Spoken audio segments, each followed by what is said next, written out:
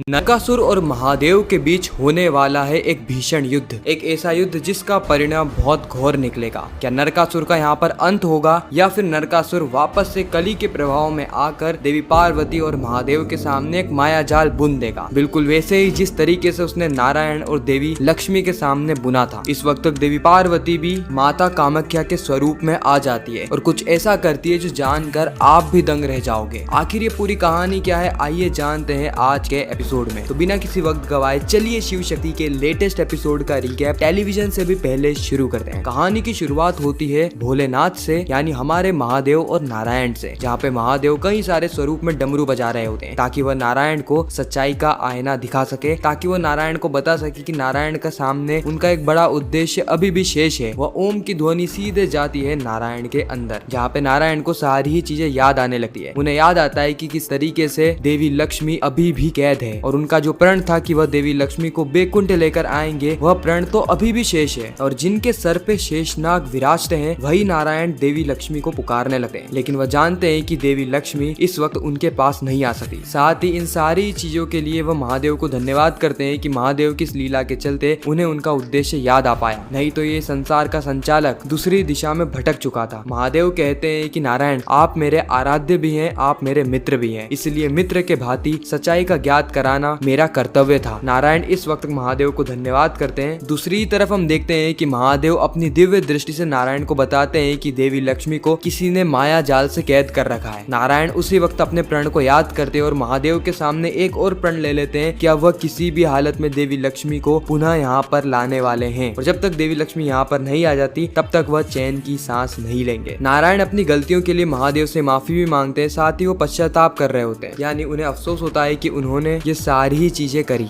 इस वक्त तक महादेव नारायण के पास आते और कहते हैं कि नया आरंभ कीजिए नारायण, नया आरंभ कीजिए, देवी लक्ष्मी को खोजिए, आप इस संसार के संचालक हैं, अगर आप ही हिम्मत हार जाएंगे तो इस संसार का क्या होगा। इतना कह के महादेव नारायण को गले लगा लेते हैं। नारायण और महादेव एक दूसरे से गले मिल रहे होते हैं। यह दृश्य एक अनोखा दृश्य है। साथ ही नारायण आखिरी बार महादेव को धन्यवाद करते हैं और ये सारी चीजें देखकर असुर माता अदिति, कली और नरकासुर तीनों ही आश्चर्यचकित हो जाते हैं। असुर माता अदिति तो बहुत ज्यादा टेंशन में भी आ जाती है कि अब क्या होगा, क्योंकि अब नारायण को सारी चीजें याद आ गई है। अब वो धीरे धीरे करके देवी लक्ष्मी तक भी पहुंच जाएंगे और उनका यह माया जाल यहीं पर ध्वस्त हो जाएगा। लेकिन कली कहता है कि निश्चिंत रहिए असुर माता, निश्चिंत रहिए, यह कली का माया जाल है, इतनी आसानी से ध्वस्त होने वाला नहीं है। मेरे माया जाल से देवी लक्ष्मी को कोई भी मुक्त नहीं कर पाएगा। कोई भी मुक्त नहीं कर पाएगा का अर्थ है कि कोई भी मुक्त नहीं कर पाएगा, चाहे वो देवों के देव महादेव हो या फिर स्वयं नारायण।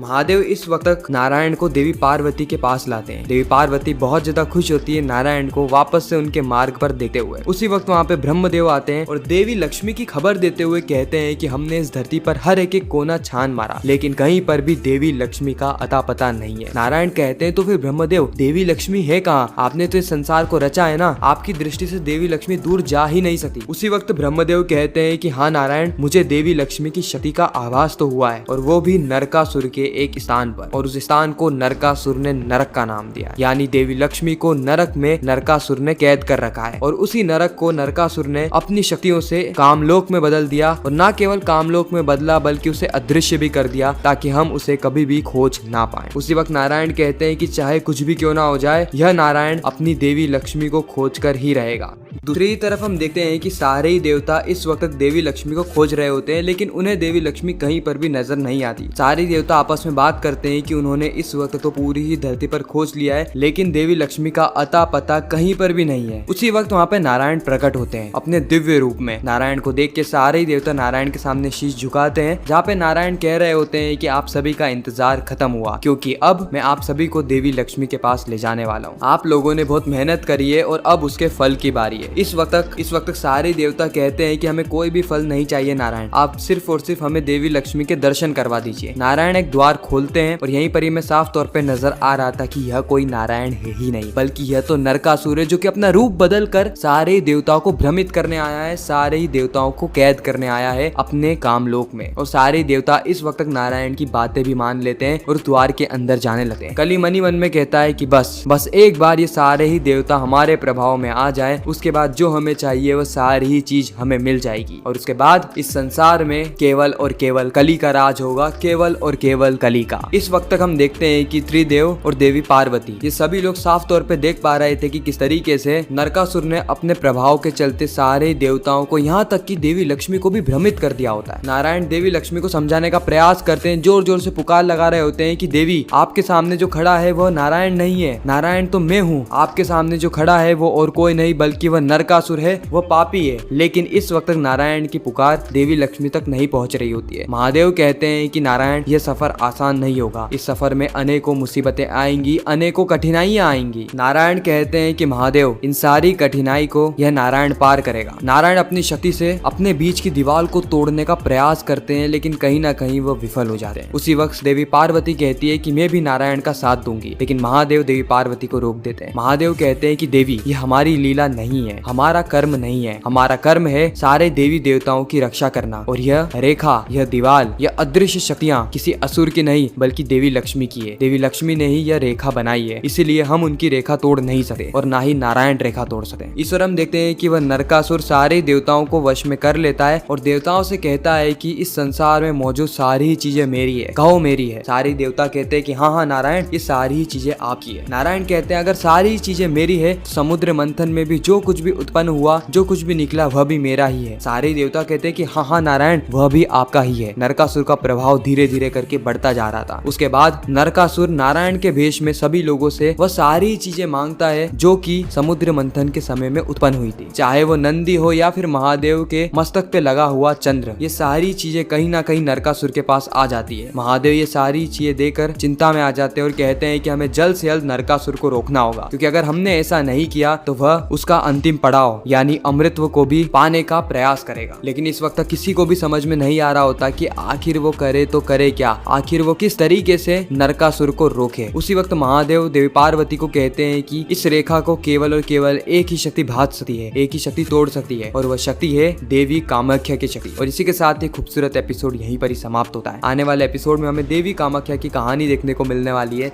इसीलिए हमारे चैनल को सब्सक्राइब करना मत भूलना। बाकी मैं मिलता हूँ आप सभी से किसी नेक्स्ट इंटरेस्टिंग वीडियो में, जब तक के लिए गुड बाय।